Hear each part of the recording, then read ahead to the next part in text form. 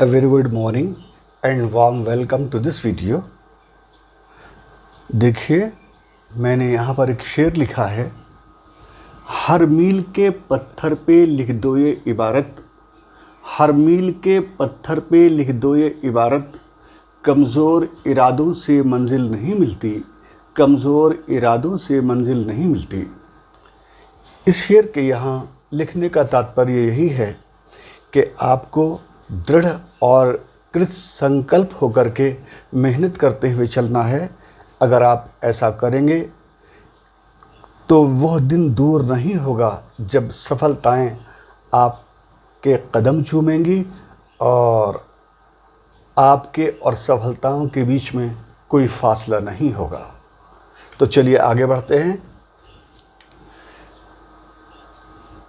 ये सब आपको मालूम है, हमारे इंग्लिश का कोर्स का सब्जेक्ट कोड 301 होता है और एनुअल पेपर में इस बुक में से सेक्शन सी के तहत 40 मार्क्स के क्वेश्चन आते हैं और क्वेश्चन नंबर 8 से 13 तक।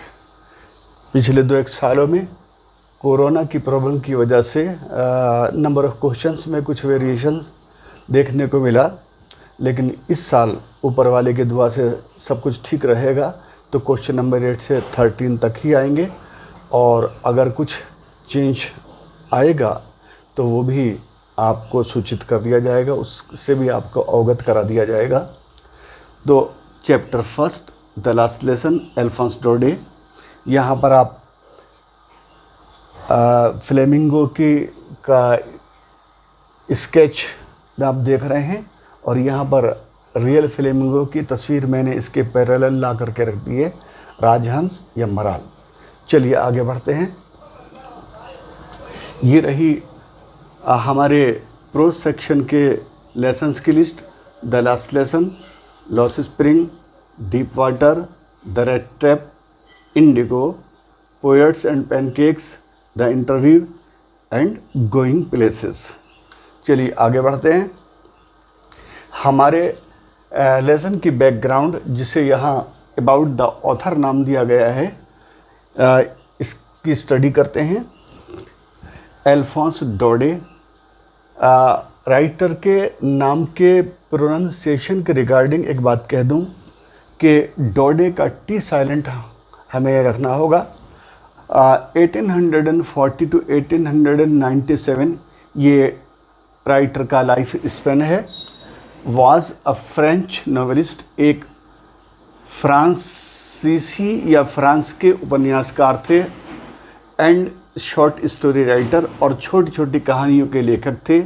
The last lesson is set in the days of the Franco Prussian war, और ये लेसन फ्रेंको प्रशियन वार के दिनों की पृष्ठभूमि में लिखा गया है, या इस कहानी का ताना बाना फ्रेंको प्रशियन वॉर के दिनों के आधार पर है। तो फ्रेंको प्रशियन वॉर 1870 to 1871 तक चला था, यानी यहाँ पर हमने डेट एग्जैक्ट निकाल करके रखी है। 19 जुलाई 1870 to 10 मई 1871 तक चला था। इन विच, जिसमें फ्रांस वाज डिफीटेड, फ्रांस को हरा दिया गया था बाई प्रसिया, प्रस्य के द्वारा, लेड बाई बिस्मार्क, बिस्मार्क के नेतृत्व में या बिस्मार्क की अगुवाई में। पास्ट इंडेफिनिट की क्लियर कट पैसिव वॉइस का रूल लग रहा है। हरा दिया गया, मैंने बता दिया। लेड की लीड की थर्ड फॉर्म जो है वो लेड होती है, लेड। और लेड पेंसिल का सुरमा भी होता है, या लेड एक सीसा धातु भी होती है। और आजकल एलईडी लाइट एमिटिंग डायोड भी आपको कई बार देखने को मिलता है, घरों में सबके होता ही है। ठीक है, तो अब हम कहा गया, आगे बढ़ते हैं। Prussia then consisted of what now are the nations of Germany, Poland and parts of Austria. कि प्रसिया यानी उस ज़माने में 1870 के आसपास प्रसिया आज की डेट में जो जर्मनी, पोलैंड और ऑस्ट्रिया के कुछ हिस्से हैं उनसे मिलकर के बना था। तो इन दिस स्टोरी, इस कहानी में the French districts of Alsace and Lorraine France के एल्सेस और लॉरेन नाम के ये दो ज़िले हैव पास्ट जा चुके हैं इनटू प्रशियन हैंड्स, प्रशिया के कब्ज़े में या प्रशिया के पोजीशन या ऑक्यूपेशन में। रीड द स्टोरी, इस कहानी को पढ़िए, टू फाइंड आउट, पता लगाने के लिए, व्हाट इफ़ेक्ट, कि क्या प्रभाव दिस इसका हुआ on life at school, school के जीवन पर या स्कूल से जुड़े लोगों पर। तो इसके रिगार्डिंग हम ये बता दें कि इसका प्रभाव ये हुआ था कि प्रशिया ने जीतने की वजह से फ्रेंच की पढ़ाई पर कल से यानी टुमारो से पाबंदी लगा दी थी कि एल्सेस और लॉरेन के ज़िलों में कल से फ्रेंच की पढ़ाई नहीं होगी। तो जर्मनी की राजधानी बर्लिन, उस ज़माने में प्रशिया की राजधानी भी बर्लिन थी, और जर्मनी जब बाइफर्केटेड था तो नॉर्थ जर्मनी की राजधानी बॉन और साउथ जर्मनी की बर्लिन थी, और आज की डेट में भी बर्लिन है। पोलैंड की राजधानी वारसा, वारसा से मुझे याद आया कि वारसा पैक्ट हुआ था, वो बड़ा हिस्टोरिकल इम्पोर्टेंस रखता है, तो उसको अपने कॉम्पिटिटिव एग्ज़ाम्स के लिए आगे तैयार करना है। एंड पार्ट्स ऑफ ऑस्ट्रिया, और ऑस्ट्रिया के कुछ हिस्से। तो ये सारे के सारे यूरोपियन कंट्रीज़ हैं। तो यहाँ एक बात मैं स्पष्ट कर देना चाहता हूँ कि हमारे बहुत सारे बच्चे कॉपी के अंदर ऑस्ट्रिया की जगह ऑस्ट्रेलिया लिख देते हैं, क्योंकि वो पहले से ऑस्ट्रेलिया महाद्वीप को पढ़ के आए हुए होते हैं, तो वही उनके दिमाग के अंदर बसा हुआ होता है। तो मैं एक मानचित्र की मदद से आपको ऑस्ट्रिया और ऑस्ट्रेलिया का फ़र्क समझाऊंगा। तो ऑस्ट्रिया की राजधानी वियना है और ऑस्ट्रेलिया की राजधानी कैनबरा है। चूँकि ज़्यादातर ऑस्ट्रेलिया यानी सिडनी का ओपेरा हाउस न्यूज़ में रहता है, इसलिए लोग सिडनी को ऑस्ट्रेलिया की राजधानी समझते हैं, लेकिन ऐसा नहीं है। चलिए अब हम वर्ल्ड मैप की तरफ चलते हैं। तो फ्रेंच डिस्ट्रिक्ट ऑफ लेसन ये हमने बता दिया आपको।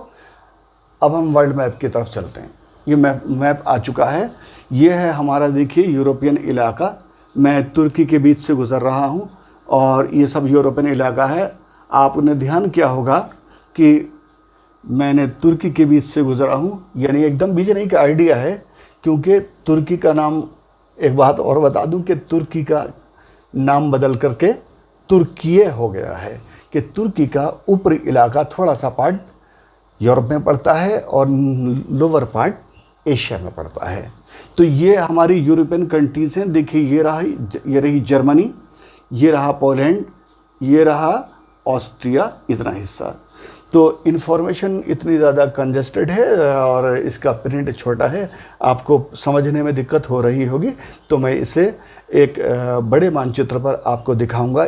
इससे पहले कि हम बड़े मानचित्र पर चलें, हम ऑस्ट्रिया और ऑस्ट्रिया को सही करके जान लें कि ऑस्ट्रिया, जैसा मैंने अभी बोला, यूरोपियन कंट्री है और ऑस्ट्रेलिया हमारे सदर्न हेमिस्फीयर का एक महाद्वीप है। ये रही हमारी इक्वेटर यानी भूमध्य रेखा, इसके नीचे का सारा इलाका सदर्न हेमिस्फीयर में पड़ने वाला कहलाएगा और ऊपर वाला नॉर्दर्न हेमिस्फीयर वाला इलाका कहलाएगा। तो ये रही ऑस्ट्रेलिया। तो ऑस्ट्रिया की तो वियना राजधानी है और इस ऑस्ट्रेलिया की राजधानी कैनबरा है, सिडनी नहीं है। हम अब आगे मैं आपको सिडनी को बड़ा करके दिखाता हूँ, ऑस्ट्रेलिया को बड़ा करके दिखाता हूँ। ऑस्ट्रेलिया राजधानी कैनबरा, सिडनी नहीं है। मैं कैनबरा को हाईलाइट कर रहा हूँ। देखिए, कैनबरा हाईलाइट हो रहा है। एक एक चीज़ आपको याद करके समझाता चलूँगा, ध्यान से रटाता चलूँगा। आगे देखिए, हमारा मानचित्र यूरोप का बड़ा होकर आ चुका है। जर्मनी, पोलैंड और ऑस्ट्रिया, ये रहा फ्रांस। अब हम आगे बढ़ते हैं। ये रहा ऑस्ट्रिया का मानचित्र, ये रही वियना। स्पेलिंग का ध्यान करेंगे, मैं इसे हाईलाइट कर रहा हूँ। देखिए, हाईलाइट हो चुका है। अब हम आगे बढ़ते हैं। ये आ रहा हमारा फ्रांस का लेटेस्ट मैप, जिसमें आपको एल्सेस और लॉरेन दिखाई दे रहे हैं। ये रही इसकी बाउंड्रीज, ये रही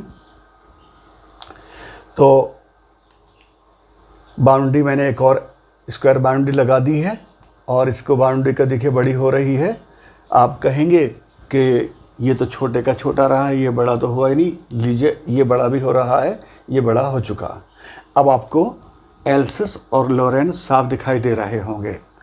तो कोई बच्चा ये प्रश्न कर सकता है कि मुझे से ये कह सकता है कि आप तो अभी बता रहे थे कि एल्सिस और लॉरेन प्रसिया के कब्ज़े में चले गए थे, लेकिन ये तो फ्रांस के लेटेस्ट मैप के अंदर दिख रहे हैं, ऐसा कैसे हुआ?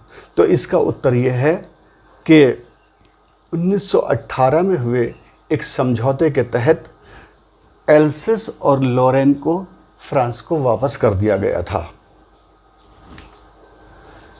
देखिए, ये रही हमारे लेसन की बैकग्राउंड। तो मैंने इस लेसन की बैकग्राउंड पर भी क्वेश्चन बना दिए हैं ताकि आपको कहानी बिल्कुल हाथों हाथ याद होती चले, और इस तरह से थोड़ी सी इन्फॉर्मेशन उस पर क्वेश्चन आंसर, थोड़ी सी इन्फॉर्मेशन उस पर क्वेश्चन उस पर आंसर, इस तरह से पढ़ाने के सिस्टम को कैटेकिज्म कहते हैं। कैटेकिज्म, देखिए मैं यहाँ पर लिख रहा हूँ CATECHISM, कैटेकिज्म।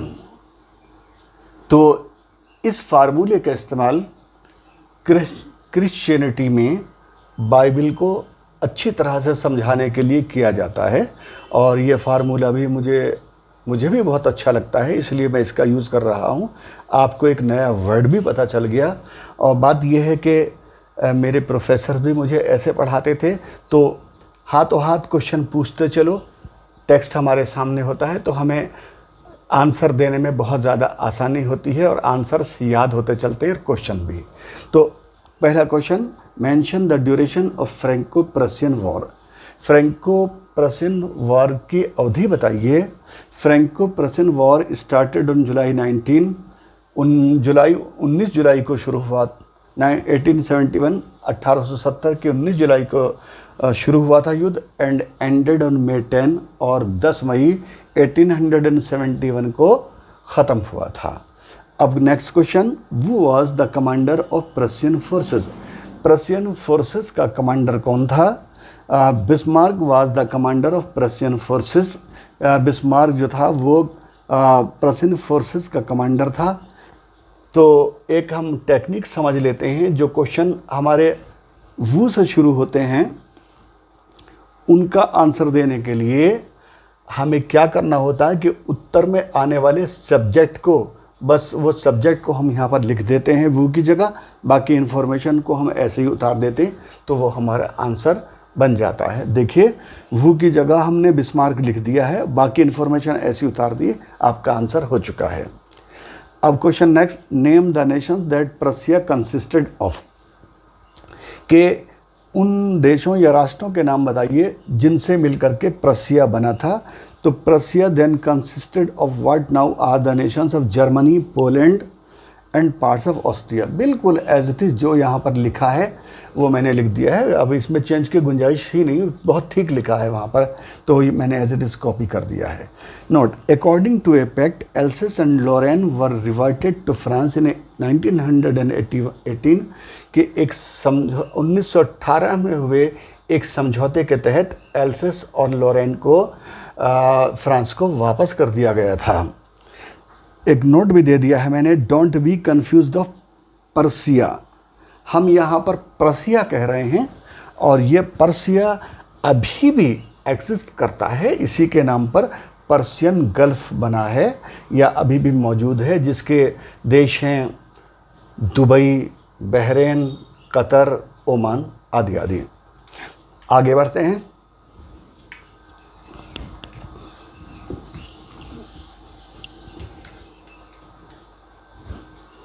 देखिए, हमारी बुक में आगे छपा है, ये चीज़ छपी है और कहा गया है कि इन एक्सप्रेशंस को ध्यान में बिठाना है। तो मैं बता दूं, इन ग्रेट ड्रेड ऑफ का मतलब है बड़े डर में, और काउंटेड ऑन भरोसा किया, थम्ड एट द एजेस यानी पढ़ने के कारण या यूज़ के कारण किताबों के कोनों का मुड़ जाना या मुड़े हुए पेज। इन यूनिसन, यूनिजन नहीं बोलेंगे, यूनिसन ही है ये, तो मिल मिल कर बोलना। अ ग्रेट बसिल, बहुत शोर, कोलाहल, शोर शराबा। और रिप्रोच कहते हैं निंदा करना या मलामत कहते हैं, उर्दू का वर्ड बहुत प्यारा है। और अवरसेल्फ, अपने आप को, विद, ये पूरा के पूरा। अब आइए आगे बढ़ते हैं। हमारे लेसन का जो है पहला पैरा आ चुका है। आई स्टार्टेड, वो is I is friends here. यानी अल्फोंस डौडे कहानी को इस तरह से पेश कर रहे हैं कि जैसे फ्रेंड्स खुद कहानी सुना रहे हों या सुना रहा हो। तो आई स्टार्टेड फॉर स्कूल, मैं स्कूल के लिए चला वेरी लेट, बहुत देर से, दैट मॉर्निंग, उस सुबह, एंड वॉज, और था, इन ग्रेट ड्रेड ऑफ, बड़े डर में, जैसे अभी ड्रेड आया था पीछे, ड्रेड ऑफ ए स्कोल्डिंग, के डांट लगेगी, स्पेशली ख़ास तौर से, बिकॉज, क्योंकि एम हेमल, ये फ्रेंच के टीचर सर का नाम है, एम हेमल हेड सेड, ने कहा था, दैट ही वुड क्वेश्चन, कि वो हमसे सवाल करेंगे, अस, हमसे, ऑन पार्टिसिपल पर, कि वो हमसे पार्टिसिपल्स पर सवाल करेंगे। हिंदी में कृदंत हमने लिखा है, ये भी लिख दिया। अब स्कोल्डिंग, चाइल्ड हमारा डांटने के लिए बड़ा प्यारा वर्ड है, अगर आईएनजी ना होता तो ई लगता डी के बाद, तो डांटना या डांट, लताड़ना या लताड़, और रिप्रिमेंडिंग यानी झिड़की। तो इस तरह से हमारे ये हो गया। अब मुझे लग रहा है कि हमारे अधिकांश बच्चों को पार्टिसिपल्स के बारे में मालूम नहीं होगा, तो मैं अपनी जिम्मेदारी समझ रहा हूँ कि मैं आपको पार्टिसिपल्स भी क्लियर करता चलूँ। चलिए हम पार्टिसिपल्स पर चलते हैं। देखिए, और आगे आ गया, and I did not know the first word about them, और फ्रेंड्स कह रहे हैं कि आगे मुझे पार्टिसिपल का एक वर्ड भी पता नहीं था। हमारे नॉन फाइनाइट्स आ चुके हैं। यहाँ पर जगह कम है, मैं अगले पेज पर आपको लिए चलता हूँ। ये देखिए पार्टिसिपल हाईलाइट हो चुका है, ये आ गया। नॉन फाइनाइट्स, देखिए ये ग्रामर का एक चैप्टर है कि अपोजिट बनाने के कई रूल होते हैं, आपने पढ़े भी होंगे। जैसे हमने कहा कंप्लीट, COMPLET, कंप्लीट, अपोजिट बनाने के लिए इन लग जाता है, इनकम्प्लीट, सी छोटा हो जाएगा, इन लगा दिया। अब आज के सिनेरियो में सब्सक्राइब यूट्यूब के हवाले से बहुत चला हुआ है, तो सब्सक्राइब को हम ले लेते हैं। सब्सक्राइब,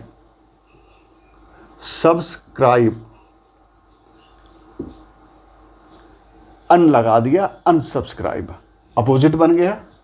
और हमारा एक वर्ड होता है वायोलेंस, VIOLENCE, वायोलेंस मानी हिंसा। ये और गांधी जी के लेसन में आपने पढ़ा होगा अहिंसा, तो नॉन वायलेंस, अहिंसा। इसी सूत्र से यहाँ पर नॉन फाइनाइट्स लिखा हुआ है, यानी इसका मतलब है नॉन फाइनाइट्स जो फाइनाइट नहीं है। तो नॉन फाइनाइट को समझने के लिए अब हमें पहले फाइनाइट्स को समझना होगा कि फाइनाइट्स क्या होते हैं। मैं बताता हूँ।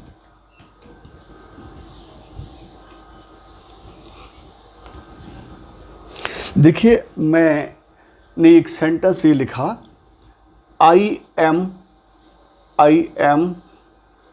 लर्निंग,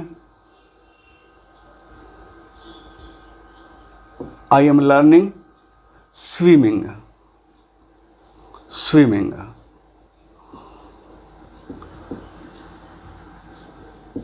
मैं तैरना सीख रहा हूँ या तैराकी सीख रहा हूँ। तो इस सेंटेंस की मदद से हम जानेंगे कि फाइनाइट वर्ब कौन सी होती है और नॉन फाइनाइट कौन सी होती है। तो देखिए, यहाँ पर लर्निंग सब्जेक्ट से मिलकर रूल के अनुसार प्रेजेंट कंटिन्यूअस बना रही है या बना रही है। यानी लर्निंग प्रेजेंट कंटिन्यूस का सेंटेंस है, आई के साथ एम लगेगा, लर्न में आईएनजी लगेगी, तो हमारा प्रेजेंट कंटिन्यूस का टेंस लग गया। तो जो वर्ब रूल के अकॉर्डिंग सब्जेक्ट से मिलके टेंस बनाती है वो फाइनाइट कहलाती है। तो हमारा ये हमारी ये हो गई फाइनाइट वर्ब, ये हमारी हो गई फाइनाइट वर्ब, और ये टेंस नहीं बना रही तो ये हो गई नॉन फाइनाइट। NFV में लिख देता हूँ इसमें कि ये हमारी नॉन फाइनाइट बन गई। अब हम यहाँ पर दिए हुए सेंटेंसेस के माध्यम से आपको समझाते हैं कि फाइनाइट क्या होती है और नॉन फाइनाइट क्या होती है। देखिए, ये हमारे पास सेंटेंस रखा है, smoking is a bad habit.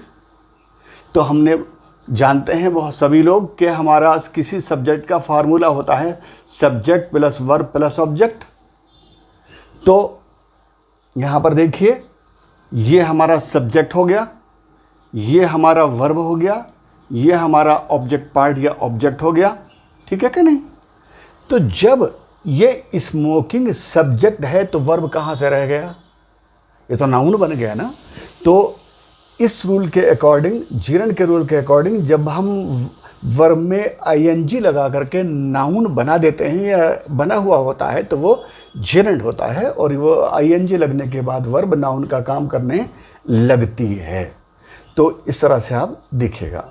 जैसे अब हमने कहा अकेले, अकेले हमने कहा ट्रेनिंग, अकेले में कहा अकेला वर्ड सेटिंग, तो ये आपके जीरन के हिसाब से ये क्या बन गए, नाउन बन गए, और ये नॉन फाइनाइट बन गए।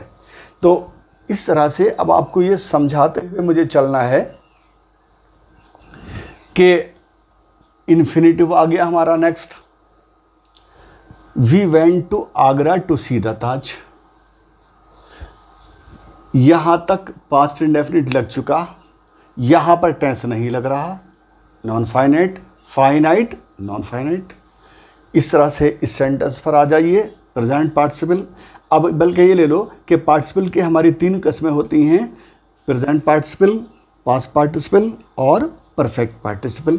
यहाँ पर धोखे में बच्चे टेंसेस के हिसाब से फ्यूचर पार्टिसिपल बोल देते हैं क्लासेस के अंदर, ऐसा नहीं है। वो आपका यहाँ पर परफेक्ट पार्टिसिपल है। तो अब हम पार्टिसिपल जो हमारा मेन टॉपिक था, मेन प्रकरण था, उस पर हम बात कर रहे हैं। प्रेजेंट पार्टिसिपल वर्ब में आईएनजी लगी होती है, एक्शन का काम करती है।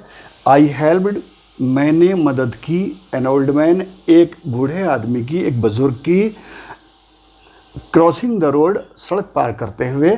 तो ये हो गया आपका फाइनाइट और ये हो गया आपका नॉन फाइनाइट। यहाँ पर टेंस नहीं लग रहा, यहाँ पर लग रहा है। द मदर, माने, पेसिफाइड, शांत किया, छुपाया, हर क्राइंग बेबी, अपना रोता हुआ बच्चा। तो जिन सेंटेंसेस के अंदर ये आता है रोता हुआ, खाता हुआ, सोता हुआ, जाता हुआ, पीता हुआ, उठता हुआ, बैठता हुआ, है नहीं, तो वो जो स्ट्रक्चर होती है हमारी, वो प्रेजेंट पार्टिसिपल की होती है। एक फाइनाइट पहले जाती है और वो आपको अब आइडिया लग गया होगा कि क्या बात क्या है। तो इस तरह से ये आपका प्रेजेंट पार्टिसिपल कंप्लीट हुआ। इस रिगार्डिंग एक बात और मैं बता दूं आपको कि किसी सेंटेंस में प्रेजेंट पार्टिसिपल होने के लिए उस सेंटेंस का प्रेजेंट में होना ज़रूरी नहीं है। देखिए, दोनों सेंटेंस पास्ट इंडेफिनिट के हैं लेकिन यूज प्रेजेंट पार्टिसिपल हो रहा है। इसके रिगार्डिंग प्रेजेंट पार्टिसिपल के एक बात और क्लिष्ट है, आप उलझोगे, मैं उसे बताना ही नहीं चाह रहा। अगर आप फिर आप सस्पेंस में रहोगे, क्या है, हमने कहा बार्किंग डॉग सेल्डम बाइट।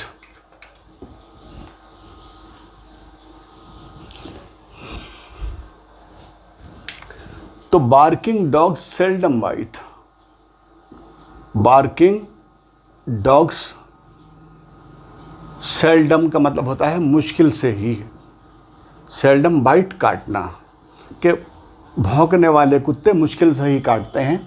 तो अब देखिए यहाँ पर बार्किंग डॉग्स आईएनजी लग रहा है, लेकिन यहाँ पर ये आईएनजी लग करके अब नाउन नहीं है, अब डॉग्स को क्वालिफाई कर रहा है, अब ये एडजेक्टिव है। तो यहाँ पर प्रेजेंट पार्टिसिपल के अंदर कई बार ये जो है मतलब ये वर्ब प्लस आईएनजी एडजेक्टिव का काम भी करती है, जैसे यहाँ पर कर रही है। जैसे रोलिंग स्टोन्स गेदर नो मोस, एक कहावत है, या इसका हिंदी बनती है जो गरजते हैं वो बरसते नहीं। अब हम आते हैं पास्ट पार्टिसिपल की तरफ। वर्ब की थर्ड फॉर्म एडजेक्टिव या विशेषण का काम करती है। देखिए, द कारपेंटर रिपेयर्ड, कारपेंटर ने रिपेयर्ड मरम्मत की, अ ब्रोकन चेयर, एक टूटी हुई कुर्सी की। तो हमारे बहुत सारे रूट एडजेक्टिव होते हैं, जैसे हाई, लो, गुड, अगली, bad, beautiful, small, long, short, bright, warm. लेकिन बहुत सारे एडजेक्टिव्स वर्ब्स की थर्ड फॉर्म से भी बनते हैं और वो पास्ट पार्टिसिपल के रूल के हिसाब से बनते हैं। तो एक्चुअल में पास्ट पार्टिसिपल के अंदर क्या होता है कि वो वर्ब की थर्ड फॉर्म एडजेक्टिव का काम करने लगती है और उसके फ़ौरन बाद ये कोई नाउन रखा हुआ होता है। तो ये ब्रोकन चेयर, चेयर को क्वालिफाई कर रही है, चेयर की विशेषता बता रही है। चाहे विशेषता निगेटिविटी वाली है वो बात अलग है, ठीक है कि नहीं। अब हमारा अगला इसका पार्ट है परफेक्ट पार्टिसिपल। परफेक्ट पार्टिसिपल के अंदर सूत्र हम दे रहे हैं, हैविंग के साथ वर्ब की थर्ड फॉर्म लगती है, हैविंग प्लस वर्ब 3, ऑब्जेक्ट आ गया यहाँ पे बाकी हिस्सा, और next clause I slept. Having finished my work I slept, काम पूरा करके मैं सो गया।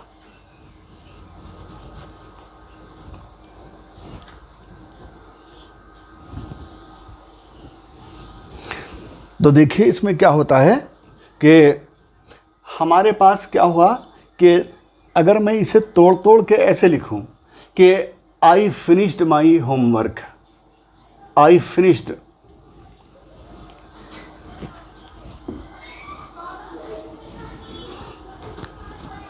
आई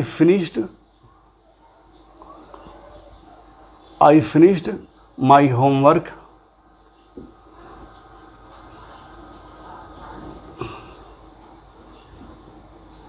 आई स्लेप्ट, मैं सो गया, है ना। 2 सेंटेंस लिखे हैं। अब हम ये देखेंगे अगर ये सेंटेंस उल्टे रखे होते, वो इधर ये उधर रखा हुआ होता, तो कैसे जानते कि कैसे बनेगा, किस किस तरह से इसका फार्मूला सिस्टम क्या है। तो ये हमारे परफेक्ट पार्टिसिपल के अंदर 2 क्लॉजेज होते हैं, एक ये रहा क्लॉज कोमे से इधर, और एक ये रहा ये पास्ट इंडेफिनिट का क्लॉज। तो जो घटना हमारी पहले हुई होती है वो हैविंग के साथ शो होती है, क्योंकि वो पास्ट में चले गए ना इस बाद वाले के मुकाबले, तो वो बहुत पहले हो गई, इसलिए उसको हम पास्ट में शो करते हैं। जैसे प्रेजेंट परफेक्ट के अंदर I have gone, I have eaten, इस तरह से, है ना। तो वही सेंस है यहाँ पर हैविंग वाला। तो और एक बात बता दूं कि हर सब्जेक्ट कोई भी हो, चाहे जिस सब्जेक्ट के साथ, जैसे प्रेजेंट में हैज़ लगता है, she has done her work, he has done her work, तो सब के साथ सब्जेक्ट कोई भी हो हैविंग ही लगेगा। क्या लगेगा? हैविंग ही लगेगा। तो I finished my homework, homework पहले हुआ, सोया बाद में, तो ये घटना पहले हुई, ये बाद में हुई, तो ये परफेक्शन में आएगी। बना करके मैंने यहाँ पर पहले से रखी हुई, having finished my work I slept. अब कैसे जानेंगे जो घटना पहले हुई उसको हैविंग से, जो बाद में। और इन दोनों घटनाओं के अंदर कैजुअल रिलेशनशिप होती है, CASUAL, कैजुअल, और रिलेशनशिप सारे बच्चे जानते हैं। यानी एक घटना कारण होती है, दूसरा उसका परिणाम होती है। जैसे सूरज छुपने पर अंधेरा हो गया, तो सूरज छुपना कारण और अंधेरा होना परिणाम। तो इस तरह से काम का पूरा कर लेना कारण और सो जाना उसका परिणाम। तो चलिए अब हम आगे बढ़ते हैं। मुझे उम्मीद है कि बिल्कुल अब क्लियर हो गया होगा। और आप मुझे कमेंट्स में लिखेंगे तो मैं इसकी पूरी डिटेल्ड और पूरी एक वीडियो इसी की बना दूंगा और पानी की तरह आपको हर चीज़ रड़ा दूंगा। अब आपको ये ध्यान रखना है कि अगर आपको काइंड्स पूछ ले कि भाई how many kinds of participles are there, तो there are 3 kinds of participles, present participle, past participle and perfect participle. इस तरह से बता देंगे, है नहीं, इस तरह से आप बता देंगे। अब हम नेक्स्ट आते हैं यहाँ पर।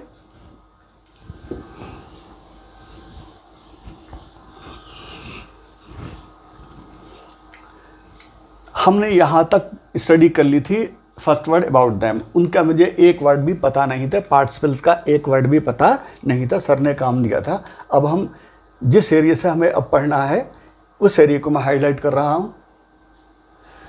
फॉर ए मोमेंट, एक क्षण, आई थॉट, मैंने सोचा, of warm, thought of running away, मैंने भाग जाने की सोची। एक और वर्ड दिया एब्सकॉन्डिंग, फरार, भाग जाना।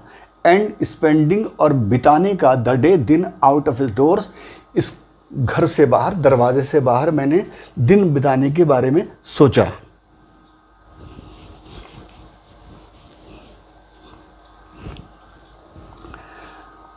इट वॉज सो वार्म, बहुत गर्मी थी। जब हम किसी वार्म एडजेक्टिव है, एडजेक्टिव से पहले जब हम सो लगाएंगे तो सो का मतलब वेरी हो जाएगा। ऐसे यहाँ पर ब्राइट भी एडजेक्टिव है, इससे पहले सो लगा हुआ है, इसका मतलब क्या है, सो का मतलब वेरी ब्राइट, बहुत खिला हुआ दिन था, यानी there were no clouds in the sky. जैसे कहते हैं ना, I am so pleased adjective, और तो हमने सो लगा दिया, नहीं very pleased, I am so happy, I am very happy, है ना। तो द बर्ड्स वर चर्पिंग, और पक्षी चहचहा रहे थे। चर्प, चहचहाना, पक्षियों के बोलने को हम क्या कहते हैं, चहचहाना।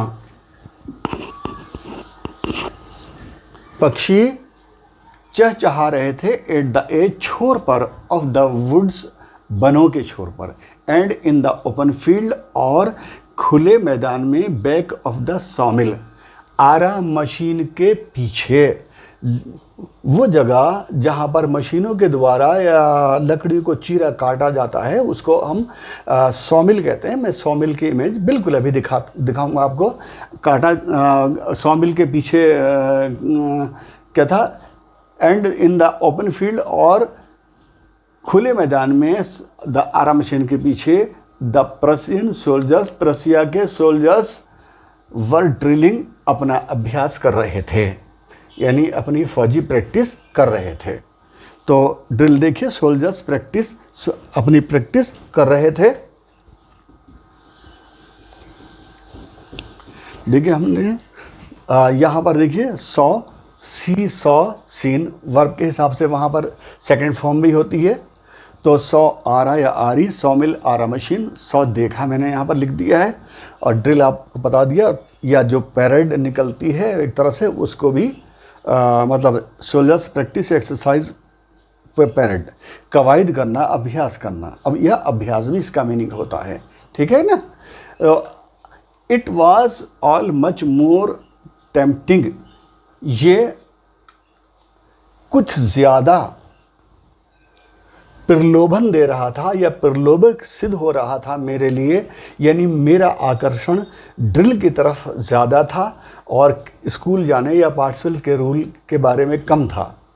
Then the rules of participle, but I had the strength, लेकिन मेरे अंदर तक शक्ति थी, ताकत थी, टू रेसिस्ट, इस बात को रोकने की, यानी प्रतिरोध करना, रोकना, शुद्ध उर्दू में कहते हैं मज़ाहमत करना।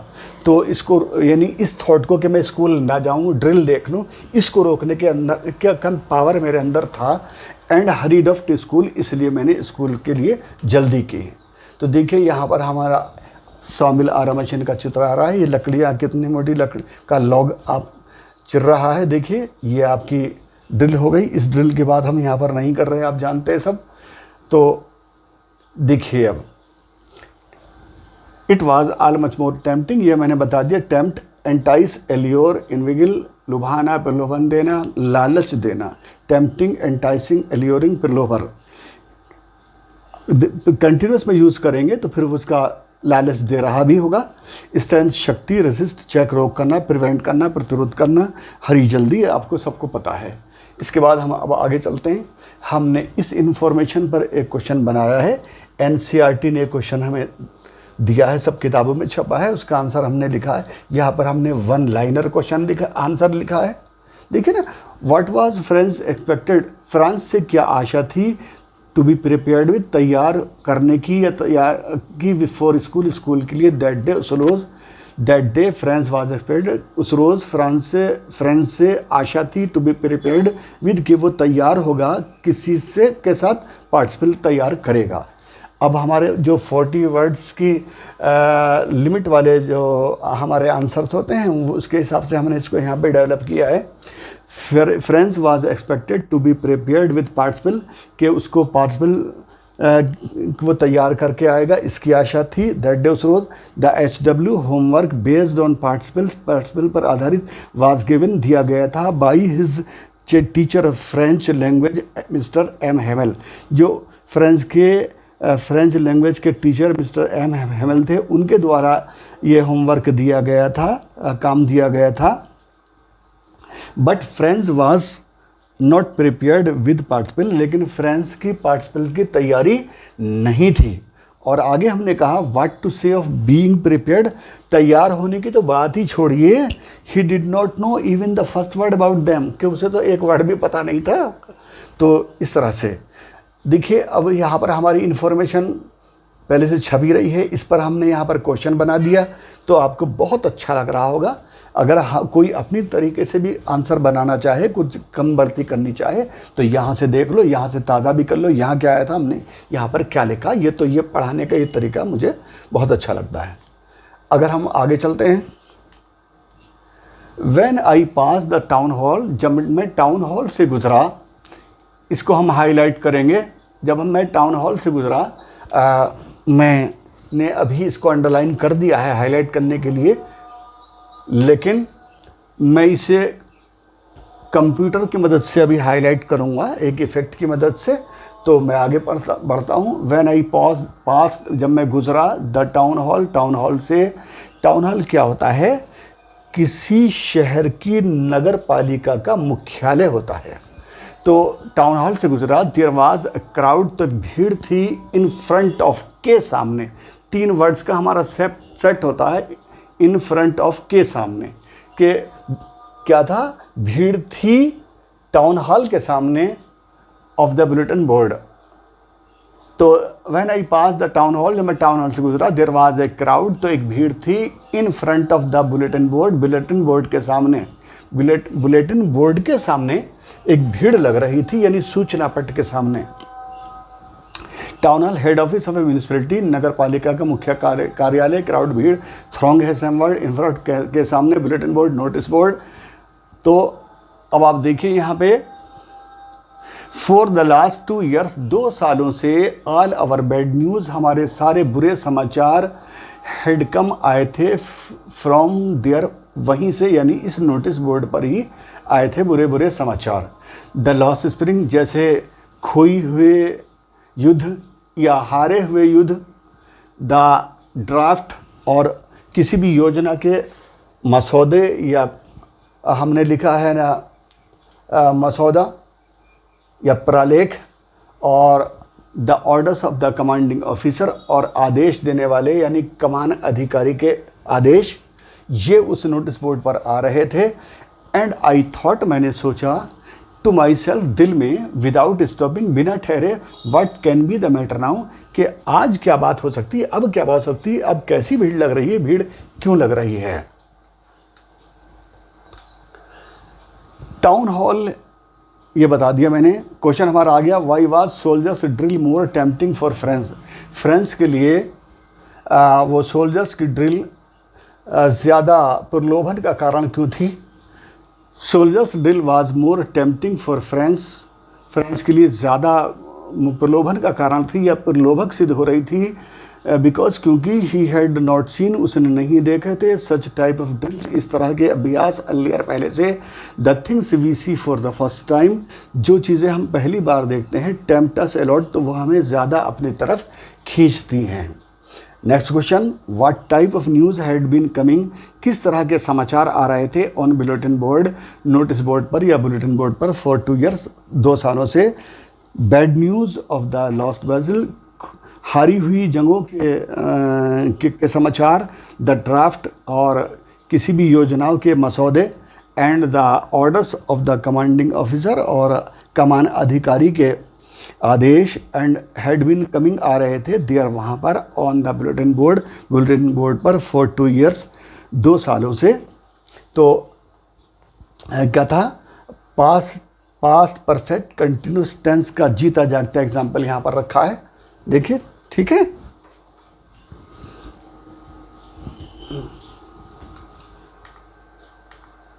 ये मैंने टाउन हॉल को हाईलाइट कर दिया, मैंने बोला था मैं फर्दर इसे हाईलाइट कर रहा हूँ।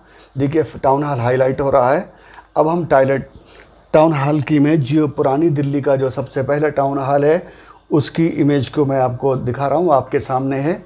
तो यहाँ पर देखिए ये फ्रंट गेट है इसका, और इसके यहाँ पर इधर सड़क है और इधर रेलवे स्टेशन है पुरानी दिल्ली का। इसके पीछे चांदनी चौक का मेन रोड है, और इस साइड पर एक छोटी सी सड़क है, और इधर इससे लगा हुआ एक मदर डेयरी का मिल्क बूथ है।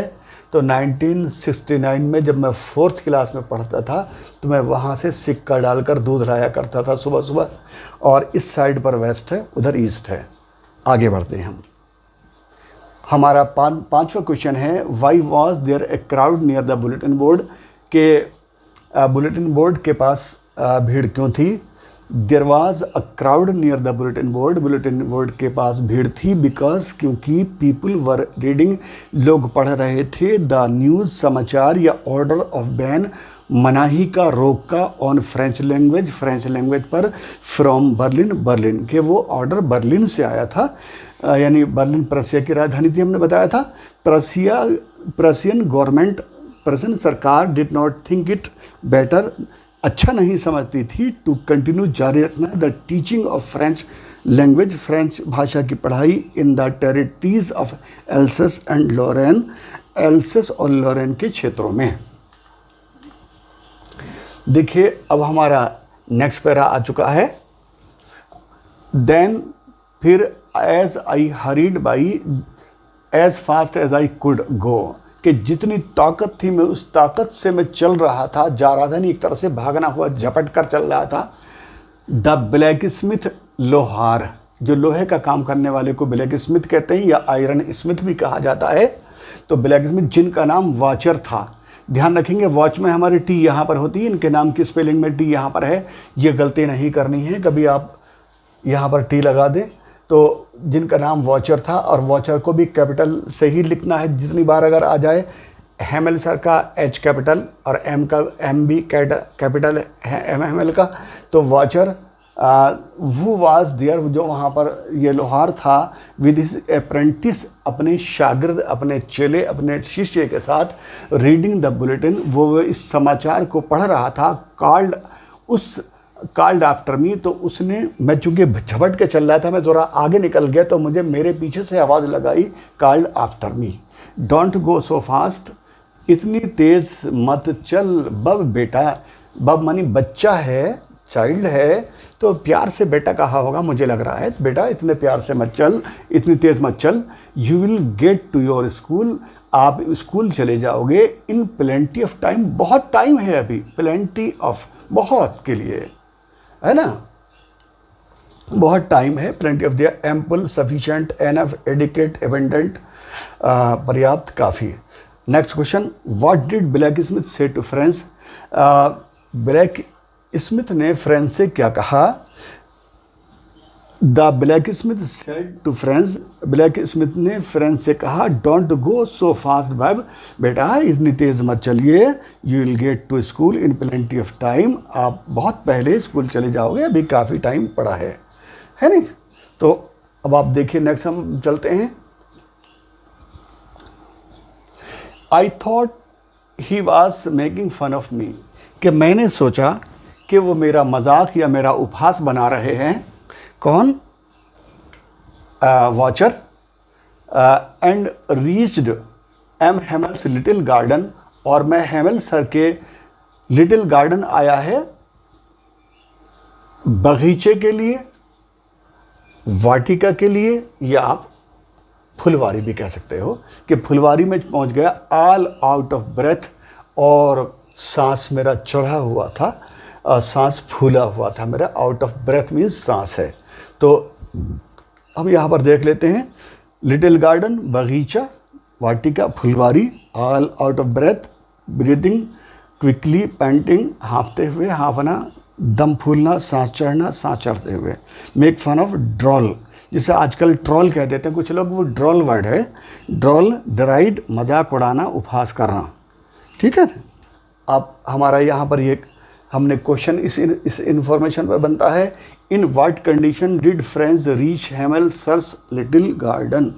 मैंने यहाँ पर हेमल सर के साथ एस कैपिटल लिखा, लगना चाहिए, वो अच्छा नहीं लगता छोटा वाला।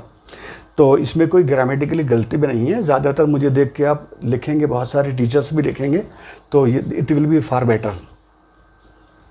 अब एक बात ये कहने की है कि यहाँ पर हमने ये आंसर शॉर्ट है तो चलने दो, आपकी क्वेश्चन आंसर की प्रैक्टिस बनी रहेगी, और आपको यहाँ पर कि क्वेश्चन में कैसी लैंग्वेज इस्तेमाल हुई है और आंसर में हमने उसको कैसे चेंज किया है, इस चीज़ का आपको अभ्यास होता चलेगा।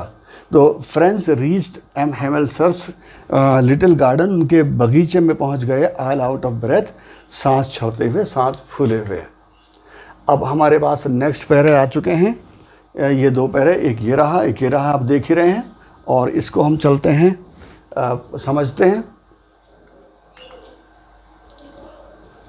यूजुअली आमतौर पर व्हेन स्कूल बिगेन, जब स्कूल लगा करता था, there was a great bustle, तो बहुत हल्ला गुल्ला, शोर शराबा हुआ करता था, या कोलाहल सा हुआ करता था, विच कुड बी हर्ड, और इस कोलाहल को सुना जा सकता था, आउट इन द स्ट्रीट, गली में बाहर से ही सुना जा सकता है, यानी गली से ही सुना जा सकता था, यानी क्लास के बाहर। The opening and closing of desk, डेस्कों का खुलना बंद होना, लेसन्स रिपीटेड इन यूनिसन, और लेसन्स का बार बार बच्चों का एक आवाज़ में मिलकर बोलना। जैसे कहा ए फॉर एप्पल, तो सारे बोलेंगे ए फॉर एप्पल, तो इस तरह से सबके बोलने को यूनिसन कहा गया। और देखिए यूनिसन जो है पहले वहाँ पर आ चुका था कि जहाँ हमने समझाया था, जहाँ पे एक्सप्रेशंस आए थे, वो वहीं से आया हुआ ये वर्ड है, इन यूनिसन, मिल मिल कर बोलना। वेरी लाउड, बहुत तेज़ तेज़ बोलते थे हम, with our hands over our ears, और हमारे हाथ हमारे कानों पर होते थे यूं करके, कि इतनी तेज़ चिल्ला के बोलते थे कि हमें अपने कानों को भी ढकना होता था, कि जितनी ज़ोर से आवाज़ करेंगे इतनी ही हमें अच्छी तरीके से याद होगा। और बच्चों को डीजे की बातें क्यों याद है, कि वो इतनी तेज़ आवाज़ उनके दिमाग के अंदर ज़्यादा स्पेस ले लेती है, और बड़ी तस्वीर ज़्यादा स्पेस, ज़्यादा बाइट्स दिमाग के अंदर ले लेती है, वो हमें एकदम याद भी हो जाती है और ज़्यादा दिनों तक याद भी रहती है। तो हम बहुत तेज़ तेज़ बोला करते थे, कानों पर हाथ रख के, टू अंडरस्टैंड बेटर, कि ताकि अच्छी तरह से हमारी समझ में आ जाए। एंड टीचर्स ग्रेट रूलर, और हमारे टीचर यानी हेमल सर का ग्रेट रूलर, रूलर इसे कहते हैं, रूलर यानी ये फुटा पैमाना जिसे कहा जाता है। तो रूलर शासक या बादशाह को भी कहा जाता है। यहाँ पर इस रूलर का जिक्र है, जिसे हम स्केल भी कहते हैं।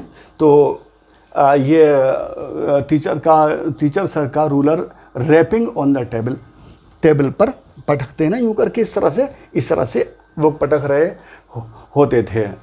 But now it was also still, लेकिन अब बिल्कुल खामोशी थी। स्टिल, रुकी हुई तस्वीर को भी कहते हैं। वीडियो को जब आप पॉज कर देते हो तो चलती हुई तस्वीर रुक जाती है, उसको स्टिल कह सकते हैं, साइलेंट भी कहते हैं, ठीक है नहीं, मोशनलेस। तो यूजुअली आमतौर पर हमने लिख दिया, बसल बता दिया था, turmoil, noise, turmoil, uproar, babel, commotion, अफरा तफरी, पेंडेमोनियम। ग्रेजुएशन की क्लासेस और एमए में आता है, तो मैंने अभी लिख दिया आपको, पहले से आप रेडी रहेंगे। हलचल, खलबली, शोरगुल, कोहराम, हो हल्ला, कोलाहल, और इन यूनिशन, ऑल टुगेदर, ये सब मिल करके बताने, ये वर्ड डिफ़िकल्ट हो गए। साइमल्टेनियस, एक साथ, परफॉर्मेंस, अदायगी, और अटरेंस या मुंह से निकालना ऑफ स्पीच, शब्दों का, बात का मिल कर बोलना। रैपिंग मतलब वही मारना, उसको साउंड जो आती है मारने से, उसको कहा गया उस मारने को। अब हम आगे चलते हैं। देखिए हमारा पैरा का अगला पार्ट सेलेक्ट हो चुका है, ये मैंने सेलेक्ट कर दिया है। I had counted on the commotion, तो काउंटेड ऑन भी वहाँ पर एक्सप्रेशंस के अंदर दिया था, मैंने तब भी मीनिंग बताया था अभी। तो काउंट का लफ्ज़ी मतलब तो गिनना होता है, सब जानते हैं, लेकिन यहाँ पर भरोसा करना है। कैसे कि यार शोर हो रहा है, तो शोर पर भरोसा कर लिया कि इस शोर में मैं छुपते छुपाते अपनी डेस्क पे चला जाऊँगा। इस तरह इस भरोसा करने को काउंट ऑन कहा गया। तो I had counted on the commotion, मैंने इस अफरा तफरी पर भरोसा किया कि इसमें मैं छुप जाऊंगा, मेरा पता नहीं चलेगा जाने में क्लास के अंदर। To get to my desk without being seen, के बगैर दिखाए हुए अपने ध्यान में है लोग, अफरा तफरी हो रही और हेमल सर का भी ध्यान नहीं हो, आड़ हो रही होगी, बच्चे आगे होंगे, उनके आगे खड़े होंगे, तो इस तरह से। तो बट ऑफ कोर्स वास्तव में दैट डे उस रोज़ everything had to be as quiet as Sunday morning, तो उस रोज़ तो इतनी खामोशी थी, इतनी डिसिप्लिन थी कि अफरा तफरी नहीं थी, हर चीज़ शांत थी। थ्रू द विंडो, खिड़की से, आई सॉ, मैंने देखा, माई क्लासमेट्स, अपने सहपाठियों को, ऑलरेडी जो पहले से ही इन देयर प्लेसेस, अपनी अपनी जगहों पर थे, एंड एम हेमल, और Hamel sir walking up and down, आ जा रहे थे, with his terrible iron ruler, अपने भयंकर ये डरावने लोहे के फुट्टे के साथ, लोहे के फुट्टे पैमाने के साथ, अंडर हिज आर्म, बगल में दबाए हुए। आई हैड, चलिए हम यहाँ पर ले लेते हैं। I had to open the door, मुझे दरवाजे को खोलना पड़ा, एंड गो, जाना पड़ा, इन बिफोर एवरीबॉडी, सबके सामने। यू कैन इमेजिन, आप कल्पना या तस्वुर कर सकते हैं कि हाउ आई ब्लश्ड, कि मैं कितना जो है शर्माया हूँगा, कितना लज्जित हुआ हूँगा, कि एंड हाउ फ्राइटेंड, और मैं कितना डरा हुआ हूँगा, आप ये कल्पना कर सकते हैं। तो ब्लश चेहरे की लाली को कहते हैं। आजकल दुल्हन के जो वो होता है मेकअप, उसमें ब्रश का इफ़ेक्ट दिया जाता है, चेहरे पर लाल किया जाता है चीक्स को या फेस को, तो उसको कहते हैं ब्लश। अब ब्लश के रिगार्डिंग मैं एक बात क्लियर कर दूं कि जैसे पहले फिल्मों की शूटिंग के लिए शूटिंग वर्ड इस्तेमाल होता था, लेकिन आज की डेट में शूटिंग की जगह शूट इस्तेमाल हो रहा है। और हम ये भी देख रहे हैं कि ब्लश का एज ए वर्ब यूज़ होता था और एज ए नाउन ब्लशनेस।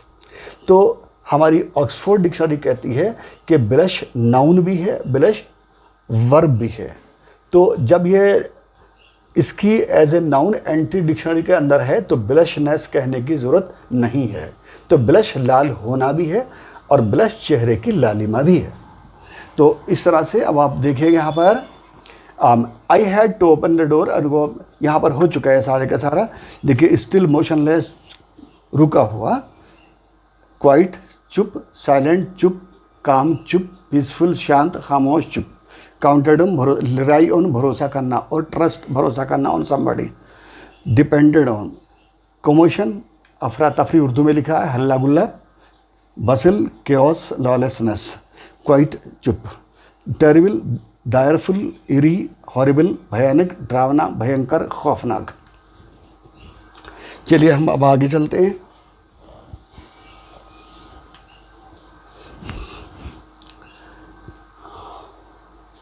यहाँ तक हो चुका था। आई यहाँ पर imagine how I blush and how perfect, इसको मैंने समझा दिया था, इसको मेरे ख्याल से ज़रूरत नहीं है, यह बता दिया मैंने।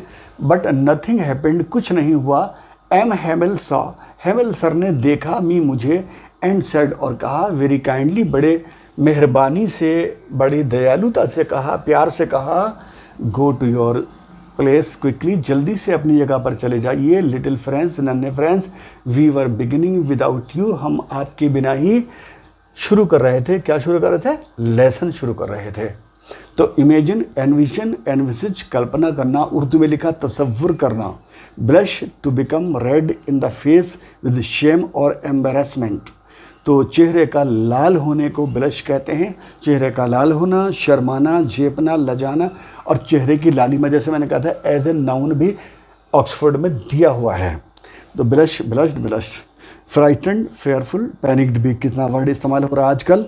और हमने उर्दू में लिखा है खौफजदा, डरा हुआ, हैपन, होना।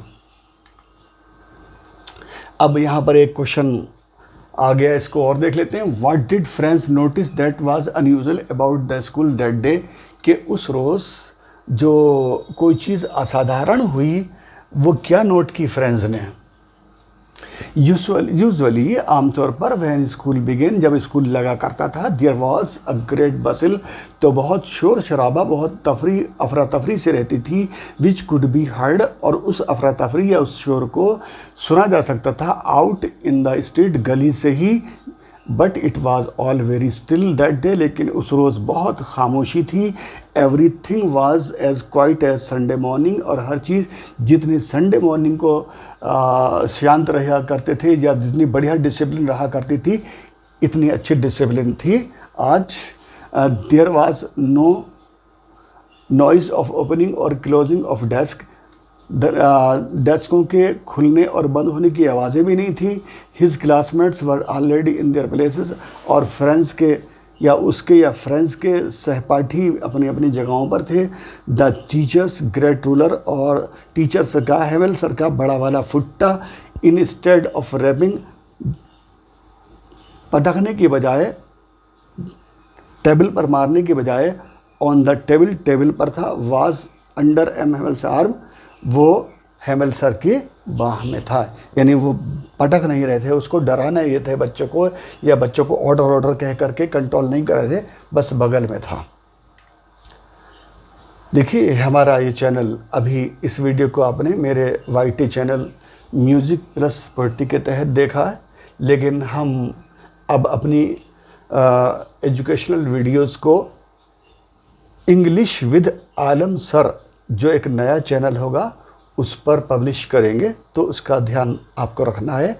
और आप देख रहे हैं कि प्रोजेक्टर की हेल्प से मैं पढ़ा रहा हूँ, तो कितना पसीना आ रहा है, कितनी प्रोजेक्टर की गर्मी मुझ तक पहुँच रही है। तो जल्दी जल्दी हमें मेरी इस वीडियो को वायरल करिए, ताकि कुछ हो जाए यूट्यूब की तरफ से, तो मैं डिजिटल बोर्ड पर आपको आराम से पढ़ा सकूँ। आपने इतना मुझे बर्दाश्त किया, इसके लिए सभी का बहुत बहुत शुक्रिया, धन्यवाद। अब मिलते हैं अगली वीडियो में।